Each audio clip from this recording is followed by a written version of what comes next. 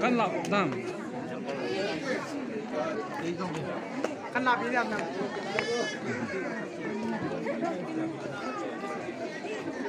ada ina tu he ina cela mai ke lai ko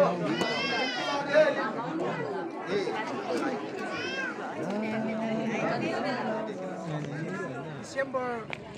date 12 konin turi date 13 Sunday ni chani chi dam day he kaga ki mana hen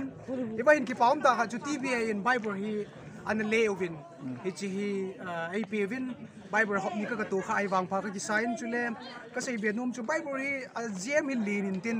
he ta bonga mit hasam ke ta bong ding in sim num hen te ti ka gelin he chun hin bele chun jem hi asain chi Old Testament New Testament ki go ma thinga hin chule chi he thurun tha pa chi bo hin chule yo ki munai lu yong hi cover yaw kuma ki cho thei ding in jong office aw me ti ven ipi hi jong le patherin asima anavi ho jo se ding in avel belin pathe ibu pi taw han ke yong ka ki pa na kain phone hi ji Bible ki su lo na khat hin siminge John bung somni chang som thum hi chi lekha bua ki sun lo Jesu na seizui te mit mua thil ki danga bol tam piom na lai je chang som thum la khat a ki sun cheng jong hi Jesu chu Messiah pathin cha pa hi ti na ta san wa hi chi na ta san ji u wa chu hinna na nei the na di wa ki sun a hi bo ve Bible chang sim do now pathin avelin I hawa dingin phathei bu pik ki do hanlang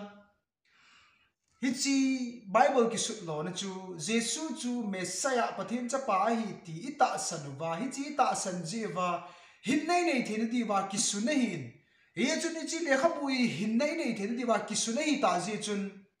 asunga thu mo hi simji wo hi te ai lo le Bible sim pon to hi te ti chu kanami te ho ka hin tim na hi ve ka ki pa e au nei dam de hin